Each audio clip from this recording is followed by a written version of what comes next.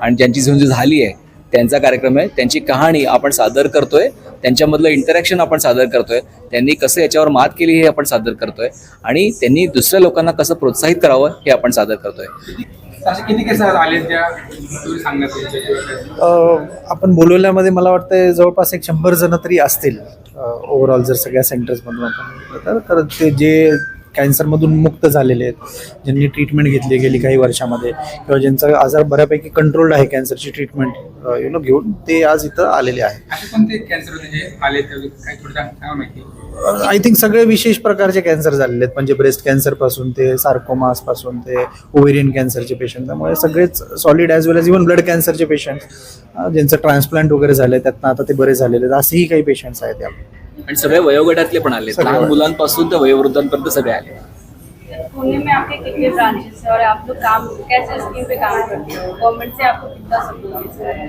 तर पुण्यामध्ये सध्या आमचे 5 ब्रांचेस आहेत. पहिली जी सुरू झाली ती शिवाजीनगरला, त्यानंतरनं PCMCमध्ये आणि नंतरनं 2 स्वारगेट आणि कल्याणी नगरला, आणि आता एक लेटेस्ट आम्ही आपलं मागच्या वर्षी बानेरमध्ये ब्रांच सुरू केलेली आहे. तर या ब्रांचमध्ये आपण डे केअर किमोथेरपी करत असतो, ज्यामध्ये किमोथेरपी, इम्युनोथेरपी, टार्गेटेड थेरपी, जे नवीन मॉडर्न थेरपीज आहेत हे आपण तिथं करत असतो. ठीक आहे, हे थेरपीज जे असतात ते पेशंट सकाळी ॲडमिट होतो आणि संध्याकाळी डिस्चार्ज केले जातात, त्यामुळे पेशंटच्या सोयीसारखं असतं. विथ वेगवेगळ्या ठिकाणी असल्यामुळे तिथे जवळ राहणारा पेशंट त्या सेंटरला जाऊन किमोथेरपी घेतो.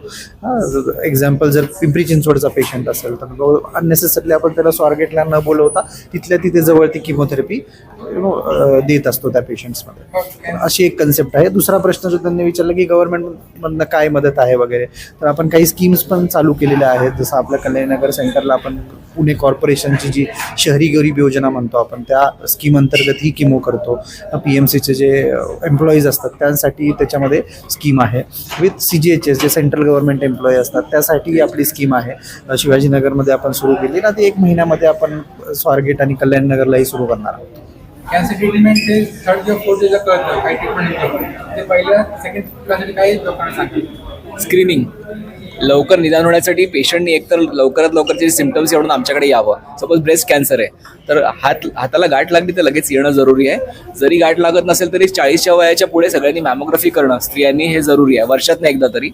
तसंच पॅप्समियर सर्वायकल कॅन्सरसाठी वर्षातनं एकदा 21 या वयानंतर किंवा 25 या वयानंतर करणं जरुरी आहे. स्क्रीनिंग एकमेव मोडॅलिटी की ज्याच्याने आपल्याला लवकर कॅन्सर डिटेक्ट होऊ शकतो किंवा प्री कॅन्सर पण डिटेक्ट होऊ शकतात. कॅन्सरच्या आधीच्या काही स्टेज आहेत त्या पण त्याच्याने डिटेक्ट होऊ शकतात. तर ह्या 2 गोष्टी आपण नक्कीच करू शकतो. देशामध्ये लहान मुलांपासून मोठ्या माणसांपर्यंत कॅन्सरची टक्केवारी वाढते, त्याची कारण काय? सो बघा, कॅन्सरचे कारण आपण बघितलं तर सर्वात महत्त्वाचं कारण ते म्हणजे तंबाखू. आज आपण अशा देशामध्ये राहतो जो की तंबाखूचा हब मानला जातो.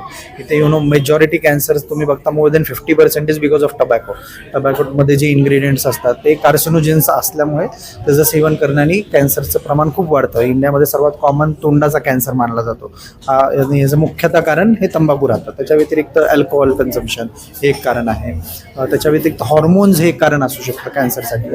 हॉर्मोनल लेवल्स फिमेल्समध्ये जर जास्त असतील, इस्ट्रोजन लेवल्स स्पेशली ज्यांचा मेनार्की किंवा मासिक पाळी अगोदर सुरू झालेली आहे किंवा मेनोपॉज जर लेट असेल, ह्या फिमेल्समध्ये कॅन्सर होण्याची शक्यता जास्त वाढते.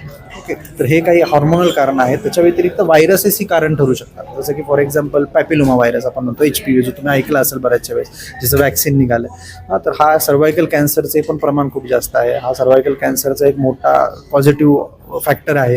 तर या व्हायरसेसमुळे येऊ शकतात. त्याच्या व्यतिरिक्त अजून काही व्हायरसेस जसं की hepatitis B virus, hepatitis C virus, त्याच्यामुळे लिव्हरचा कॅन्सर होऊ शकतो लोकांमध्ये. तर हे काही कारण आहे. अवेअरनेस खूप होते थिएटरमध्ये, बोर्डिंग किंवा त्या पॅकेटच देते तरी लोक ऐकत नाही.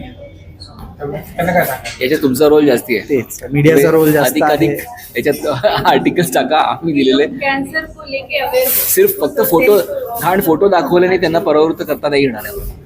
त्यांना त्याचे बाकीच्या गोष्टी पण. आता कॅन्सर जसं सरांनी सांगितलं की जर 40 कॅन्सर कॉझिंग ऑर्गॅन हे आहेत, कार्सिनोजेन्स केमिकल्स आहेत, तर प्रादुर्भाव किती आहे, त्याच्याने काय नुकसान होऊ शकतं. त्याचं आर्थिक नुकसान आहे, इमोशनल नुकसान आहे, फंक्शनल लॉस आहे, ह्या सगळ्या गोष्टी आल्यात. प्लस पॅसिव्ह स्मोकिंग, तुमच्या बाजूला कोणीतरी स्मोक करते त्याच्याने पण कॅन्सर होतो, तुम्हालाही होतो. तर तुम्ही जर त्याला सांगितलं की नको माझ्यासमोर स्मोक नको करू, तर हे सगळं कमी होऊ शकणार आहे. कुठेतरी सोशल जबाबदारी पण तेवढीच महत्त्वाची आहे.